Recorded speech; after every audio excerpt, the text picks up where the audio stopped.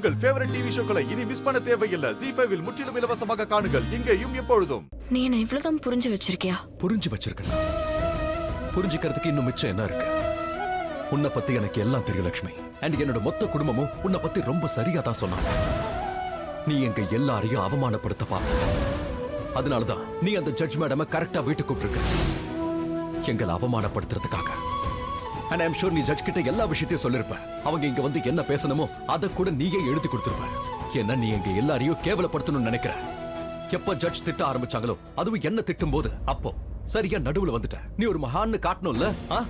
நீ அப்புறம் என்ன பண்ண? நான் தான் எல்லாத்தையும் ஏற்பாடு பண்ணனு நீயா முன் வந்து ஜட்ஜ் மேடம் கிட்ட எல்லாத்தையும் சொல்லிட்ட. ஒருவேளை எனக்கு நீ உண்மையா நல்லது நினைக்கிறனா, இல்ல என் முகத்துல சந்தோஷத்தை பார்க்க நினைச்சிருந்தனா, அப்ப அந்த என்கேஜ்மெண்ட்டை நீ நடக்க விட்டுருக்கணும். ஆனா நான் முன்னேறத உன்னால பார்க்க முடியல. உனக்கு அது பிடிக்கல. அப்புறம் எதுக்கு இப்படி வேஷ போடுற? எல்லாத்தையும் நான் கவனிச்சுட்டு தானே இருந்தேன். அமைதியா இருந்து எல்லா விஷயத்தையும் கவனிச்சுட்டு தானே இருந்தேன். ஆனா உன்னாலதான் எதையுமே கவனிக்க முடியல. நீ மட்டும் கவனிச்சிருந்தானா இந்த என்கேஜ்மெண்ட்டே பண்ணிருக்க மாட்டேன். நீயே தடுத்து நிறுத்தி இருப்ப. அதோட நல்லது எது கெட்டது எதுன்னு சொல்லி கொடுக்க நான் உன் டீச்சரோ பிரின்சிபலோ கிடையாது. ஆமா, நீ என்ன பண்ணிக்கிட்டு இருக்கேன்னு உனக்கே தான் தெரியலையே. எவ்வளவு பெரிய தப்பு பண்ணிக்கிட்டு இருக்க, இதெல்லாம் உனக்கே தெரிஞ்சிருக்கணும். இதெல்லாம் தெரிஞ்சுக்கிறதுக்கு பெருசா சட்ட புத்தகத்தை படிக்கணுங்கிற அவசியம் இல்ல. காமன் சென்ஸ் ஒன்னு இருக்கணும். Common sense.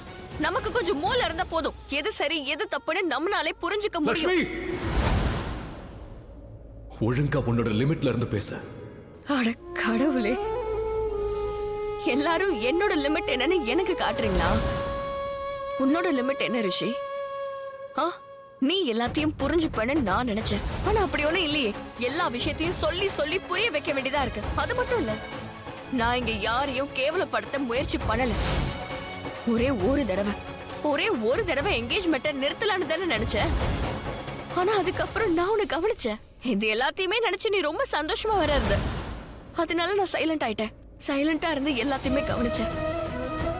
ஆனா கொஞ்ச நேரத்திலே எல்லா விஷயமும் தப்பு தப்பா நடந்ததும் உணர ஆரம்பிச்சேன். இந்த விஷயத்தை தான் ஷாலு கிட்ட சொன்னேன். ஆனா அவளுக்கு என்ன தோணுச்சோ தெரியல, அவ ஜட்ஜ் மேடம கூட்டிட்டு வந்துட்டா.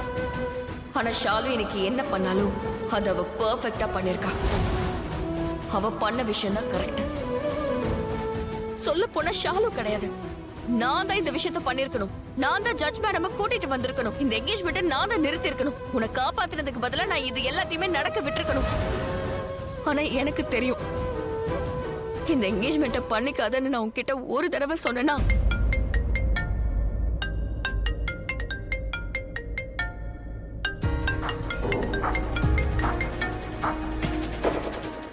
மலிஷ்கா சொல்லு, வீட்டுக்கு போயிட்டியா? போயிட்டேன். இங்க வந்து நான் என்ன பண்றது? என் மனசு எப்பவும் அங்கேயே தான் இருக்கு. ஐ surely miss you baby. Malishka, நான் வந்து என் புருஷன் கூட ஒரு முக்கியமான விஷயம் பேசிட்டு இருக்கேன். சரியா? பாய். What was that? How dare she is? என்ன பண்ற நீ?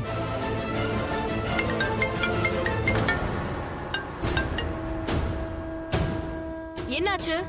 ரொம்ப டீசென்ட்டா பேசினா புரியாதா? அப்ப இத கேளு. உன்னோட பாஷையில பேசுறடி புறம்போக்கு. நான் என் புருஷன் கூட இங்க சந்தோஷமா இருக்கேன். மரியாதையா போன வெயிடி சிரிக்கி, இல்லனா பல்லு பேந்துரும்.